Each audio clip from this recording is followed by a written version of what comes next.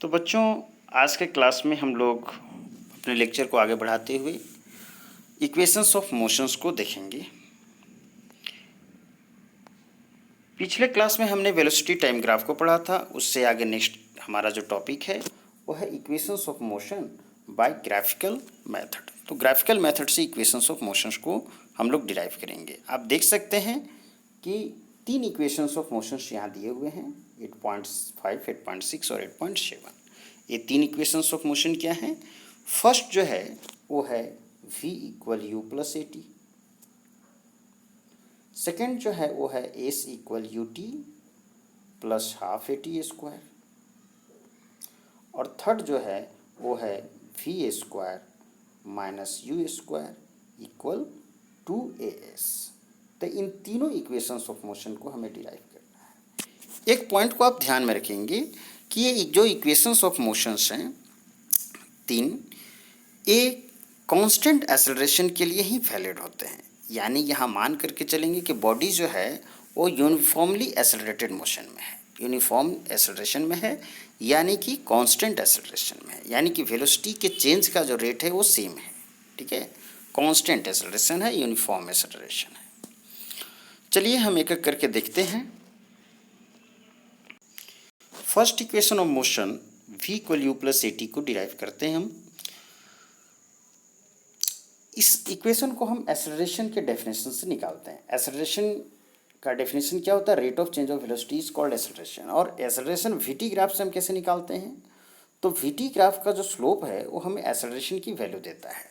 तो हमारे पास यहाँ वीटी ग्राफ है और इसी तरह का वीटी ग्राफ आपको दिमाग में रखना है कि इसी तरह के वीटी ग्राफ से हम इन इक्वेशंस ऑफ मोशन का ग्राफिकल मेथड से डेरिवेशन करेंगे। एक किस तरह का वीटी ग्राफ है, पहले मैं इस वीटी ग्राफ को बता देता हूँ कि इस वीटी ग्राफ में आप देख सकते हैं कि बॉडी जो है वो ऑरिजिन से, यानी कि स्टार्ट नहीं है, ये इस तरह का ग्राफ नहीं है, बल्कि ऑरिजिन से थोड़े ऊपर से हमारा ग्राफ स्टार्ट हुआ है। यानी कि बॉडी का इनिशियल वेलोसिटी समथिंग है। जब t इक्वल 0 है, उस t इक्वल 0 में बॉडी का सर्टेन इनिशियल वेलोसिटी है। और जब कुछ टाइम हो रहा, कुछ टाइम चलने के बाद t2 टाइम, ये t1 टाइम 0 है, और t2 टाइम के बाद उस वो बी पॉइंट पर जब पहुंचता है तो उसमें सर्टेन फाइनल वेलोसिटी भी आ जाता है। तो यहाँ जो ओ ए डिस्टेंस है वो यू को बता रहा, या उसके पैरेलल जो यहाँ सी डी डिस्टेंस है वो यू को बता रहा। और उसके बाद आपका ये जो ओ से लेकर के ई तक का डिस्टेंस है वो भी को बता रहा, या कहेंगे कि सी से लेकर यहाँ बी तक का डिस्टेंस जो है वो भी को बता रहा है। ठीक है, अब यहाँ से ए से डी जो है वो टाइम टी को बता रहा, और ओ से सी जो है वो टाइम टी को बता रहा। ये ग्राफ का डिस्क्रिप्शन है। अब फर्स्ट इक्वेशन ऑफ मोशन को हम डिस्क्राइब करते हैं। तो स्लोप ऑफ वीटी ग्राफ हमें एक्सेलरेशन की वैल्यू देता है। तो ए कैसे निकालेंगे? ए बराबर होता है स्लोप जो होगा वीटी ग्राफ का। तो स्लोप कैसे निकालते हैं? तो स्लोप का कंसेप्ट पता है कि टेन थीटा से निकाला जाता है। और टेन थीटा क्या होता है?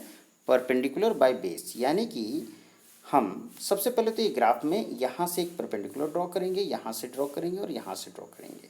ये एंगल मान लेते हैं कि थीटा है। तो टेन थीटा जब हम लेंगे तो परपेंडिकुलर बाय बेस, यानी कि ए लाइन बी से D divided by a line A से डी।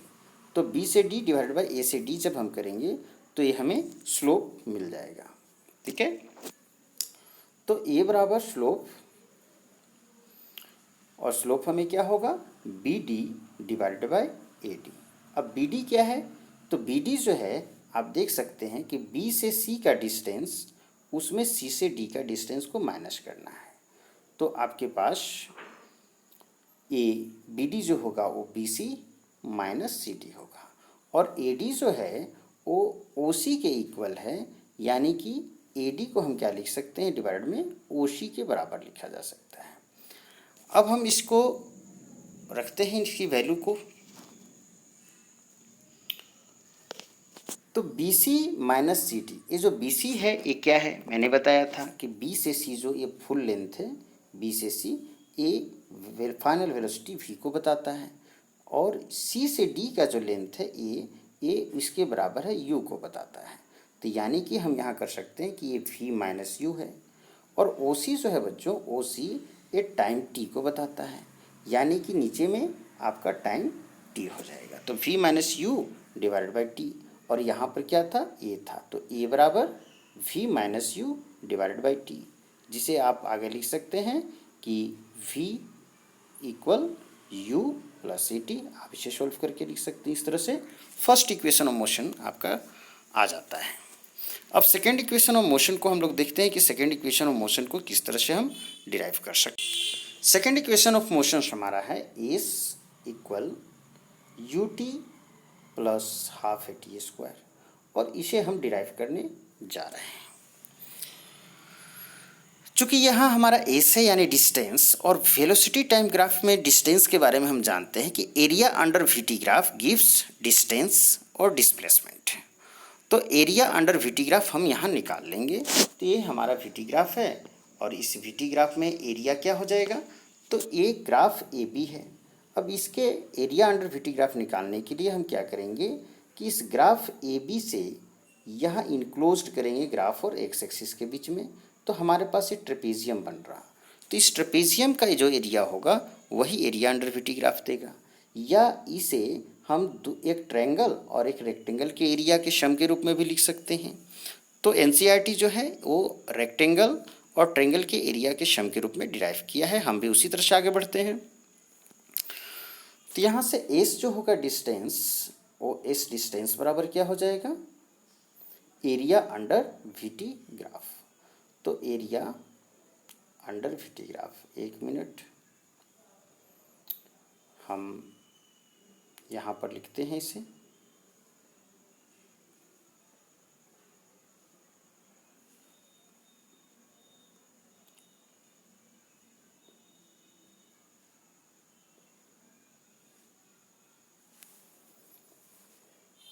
एस इक्वल क्या होगा, एरिया अंडर वीटी ग्राफ। एक मिनट थोड़ा और पतला कर देते हैं।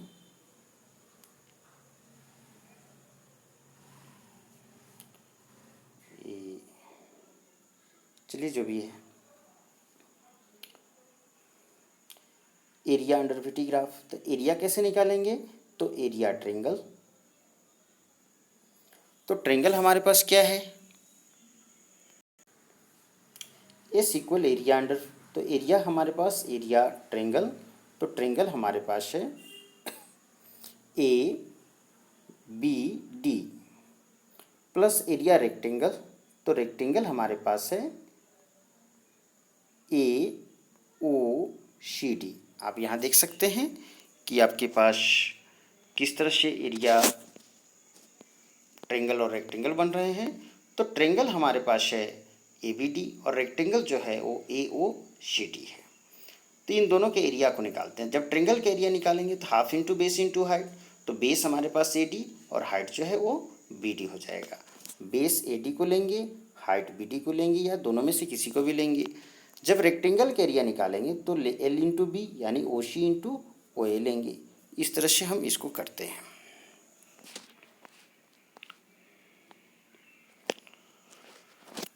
यहाँ पर ट्रायंगल का एरिया क्या हो जाएगा, हाफ इंटू बेस। बेस हमारे पास है ए डी और हाइट हमारे पास क्या है, बी डी, और प्लस एरिया जो रेक्टेंगल है वो ओ सी इंटू ओ ए, हम इसे लिख सकते हैं। अब ए डी हमारे पास क्या है, बी डी क्या है, ओ सी क्या है, ओ ए क्या है, एक बार इसको फिगर में देख लेते हैं ग्राफ में। तो हम यहाँ पर देख सकते हैं कि ये जो बी डी है, ये बी डी, ये बी सी में जो कि हमारा क्या है वी, उसमें से सी डी यू को माइनस करके आता है बी डी, और ए डी जो है वो ओ सी के बराबर है, यानी कि ये है टाइम टी। तो आप बी डी को लिख सकते हैं B C minus C D.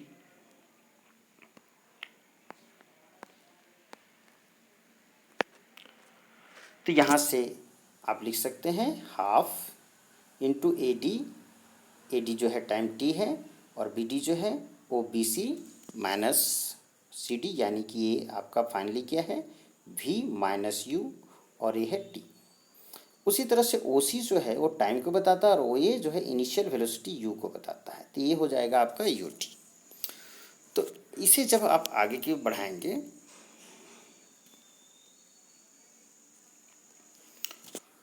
अब अपने इक्वेशन में कंसंट्रेट करेंगे कि इक्वेशन में हमें क्या चाहिए।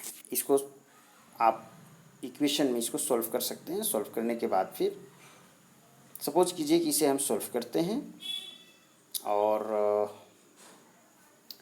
हम इसे लिखते हैं half V U V T minus half U T plus you T. ठीक है,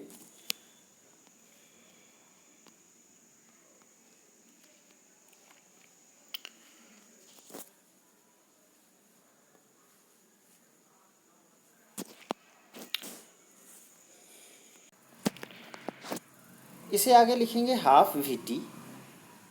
अब minus half U T plus you T को हम लिख सकते हैं प्लस हाफ यू टी।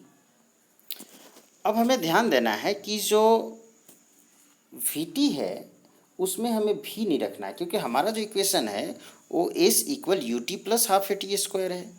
तो ये जो वी टी है उस वी टी को हमें नहीं रखना है, उस वी टी को हमें हटा देना है। तो वी के जगह पर हम उसे क्या कर देंगे, वी को रिप्लेस करना है। वी को हमें, चूँकि हमारे इक्वेशन में नहीं चाहिए, हमारा इक्वेशन जो है वो है S equal U T plus half A T square. यहाँ पर कहीं पर आप नहीं देख रहे हैं कि वी है, तो इसलिए इस वी को हमें यहाँ से रिमूव करना है। तो वी को कहाँ से रिमूव करेंगे, हमारे पास ऑलरेडी वी इक्वल क्या है, फर्स्ट इक्वेशन ऑफ मोशन से V equal you plus A T है। इसे हम वी के जगह पर रख देंगे तो हमारे पास क्या हो जाएगा,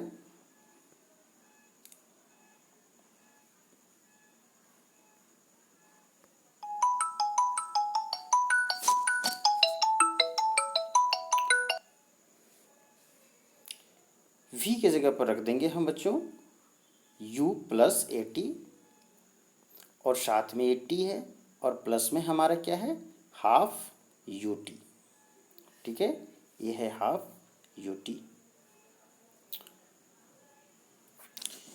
इसे सॉल्व करते हैं हम और आगे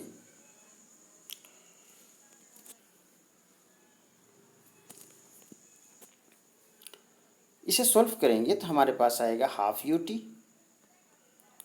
plus half A T square और प्लस में हाफ यू टी। अब आप देख सकते हैं कि ये हाफ यू टी और हाफ यू टी ये दोनों मिलकर के क्या हो जाता है, सिंगल यू टी हो जाएगा, और यहाँ पर हाफ ए टी स्क्वायर आपके पास ऑलरेडी है। इस तरह से आपके पास जो इक्वेशंस आते हैं वो आ जाते हैं।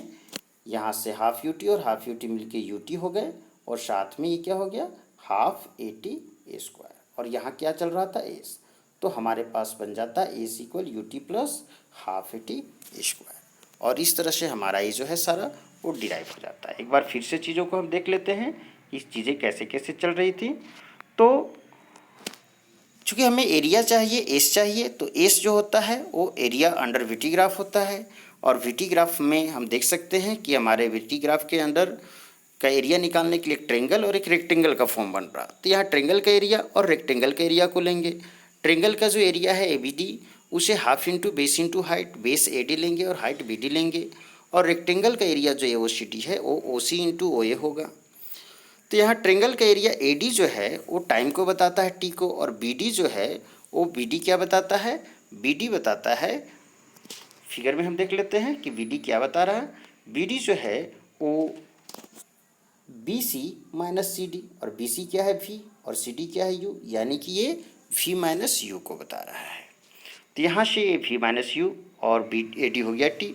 ओ सी जो है वो टी को बता रहा, और ओ ए जो है वो इनिशियल वेलोसिटी को बता रहा। आप ओ ए को देख सकते हैं कि यहाँ जो ओ ए है वो इनिशियल वेलोसिटी यू को बता रहा। तो इस तरह से हमारे पास यहाँ रेक्टेंगल के एरिया में यू टी आ जाता है। अब इसे आगे सॉल्व करेंगे तो half we T minus half U T plus U T हमारे पास ये वाला पोर्शन, ये थर्ड लाइन बनता है। अब हम देखेंगे कि हमारा जो फॉर्मूला है S equal U T plus half A T square जो हमें डिराइव करना है उसमें भी कहीं भी नहीं है, इसलिए यहाँ जो वी है उसे हमें हटाना होगा। तो यहाँ जो भी आप देख रहे हैं इस वी को आपको हटाना होगा, ये जो वी है इसे हटाना होगा।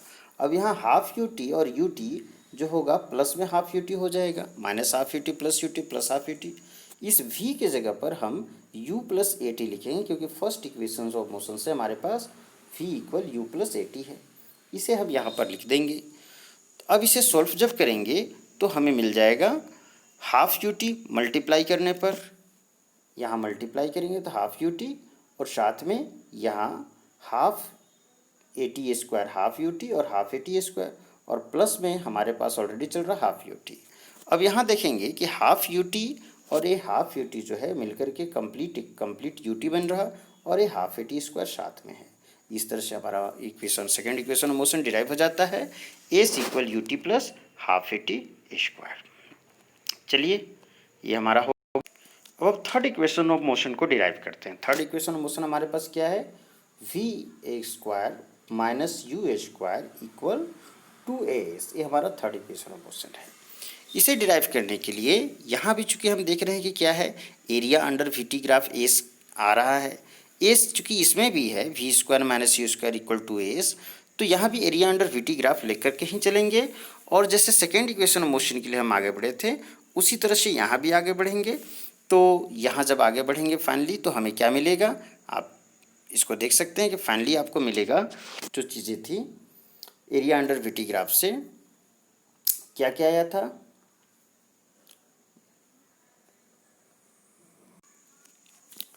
हमारे पास था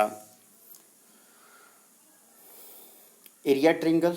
एरिया ट्रिंगल जो हमने निकाला था वो निकाला था half V minus U into T और प्लस एरिया रेक्टेंगल जो हमने निकाला था वो यू टी था।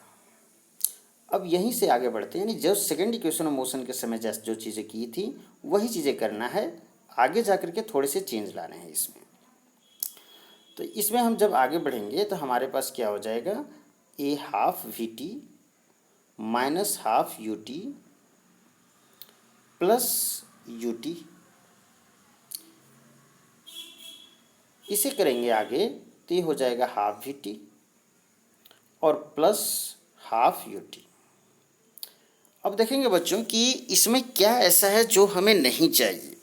तो इक्वेशन हमारे पास है we square equal minus you square equal to S. अब यहाँ पर आप देख सकते हैं कि हमें कहीं भी टी नहीं चाहिए, टाइम नहीं चाहिए। तो इस टाइम जो है हमारा एक्स्ट्रा पोर्शन है, इसको हम हटाएंगे। इसे हटाने के लिए जो भी तरीके अपना सकते हैं उसको हम अपनाने की कोशिश करेंगे। तो यहाँ टी को यदि कॉमन ले लिया जाए तो हाफ टी कॉमन हो जाएगा और हमारे पास बचता है वी प्लस यू। अब इस u को हमें हटाना है, तो u को कैसे हटाएं, इस t को हटाना है। तो जो फर्स्ट इक्वेशन ऑफ मोशन था वहाँ से देखते हैं कि v इक्वल क्या था, u प्लस ए टी। तो v equal you plus A t में यदि t को निकाला जाए तो होगा v minus you divided by a. तो फर्स्ट इक्वेशन ऑफ मोशन से t की वैल्यू को हम यहाँ रख देंगे कि ये हो जाएगा v minus you divided by a और यहाँ पर हमारे पास ऑलरेडी है v प्लस यू। तो हम यहाँ देखेंगे कि v प्लस यू और v माइनस यू मल्टीप्लाई में है, यानी a plus b multiply a minus b. तो a plus B A minus b क्या होता है, अलजेब्रा हम जानते हैं कि a square minus B square. तो v plus u v minus u हो जाएगा V square minus you square और ये जो हाफ है उसका 2 a के साथ नीचे रख देंगे 2a। तो इसे आप लिख सकते हैं V square minus you square और नीचे में आपका जा रहा 2a और इस साइड में बच्चों आपके ऑलरेडी चल रहा था इस तरह से ये आपका फाइनली क्या मिल रहा है, फाइनली आपको मिल रहा है कि V square minus you square equal 2as। तो इस तरह से आपका ये इक्वेशन जो है वो डिराइव हो जाता है। अब इसको हम लोग फिर से रिपीट कर लेते हैं एक बार कि चीज़ें क्या थी। तो जैसे सेकेंड इक्वेशन ऑफ मोशन को डिराइव करते समय हम आगे बढ़े थे area under we T graph से, यहाँ भी उसी से बढ़ेंगे। क्यों, क्योंकि S equal V square minus you square equal to S में भी एस है जो कि डिस्टेंस है, जो कि area under we T graph से निकलता है।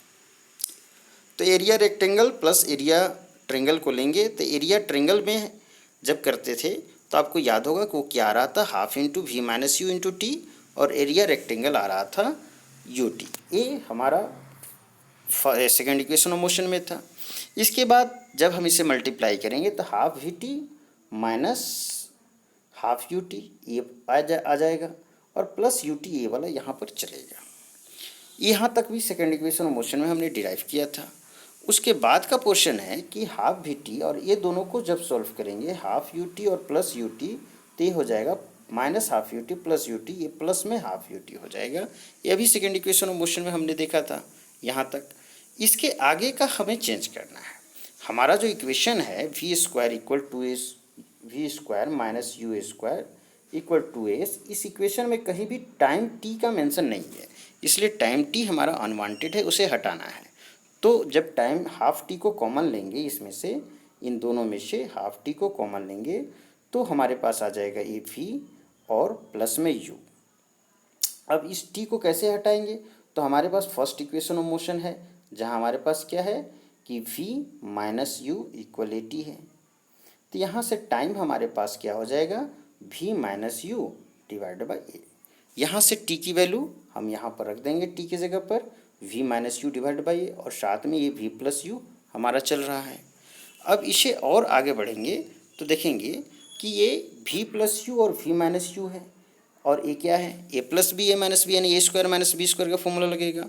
तो इसे हम लिख सकते हैं V square minus you square, और ये जो 2 है उसे a के साथ नीचे लेंगे तो ये 2a हो जाएगा। ठीक है, तो फाइनली हमारे पास a आ जाता है we square minus C square equal to S, और हमारा इक्वेशन जो है वो डिराइव्ड हो जाता है।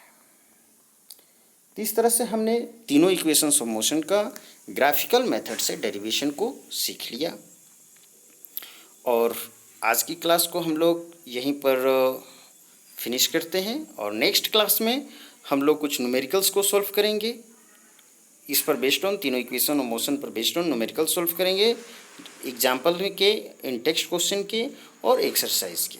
उसके बाद हमारा बच जाएगा सर्कुलर मोशन, और उसे भी देख लिया जाएगा। ठीक है, आप लोग प्रैक्टिस करते रहिए, देखते रहिए, इस पर न्यूमेरिकल क्वेश्चंस आप लोग सॉल्व करने की कोशिश करेंगे। ठीक है, और चैनल को लाइक कीजिए, सब्सक्राइब कीजिए, शेयर कीजिए, अपने फ्रेंड्स को बताइए, ज़्यादा से ज़्यादा पॉपुलर बनाने की कोशिश कीजिए यदि आपको पढ़ाई पसंद आ रही है तो।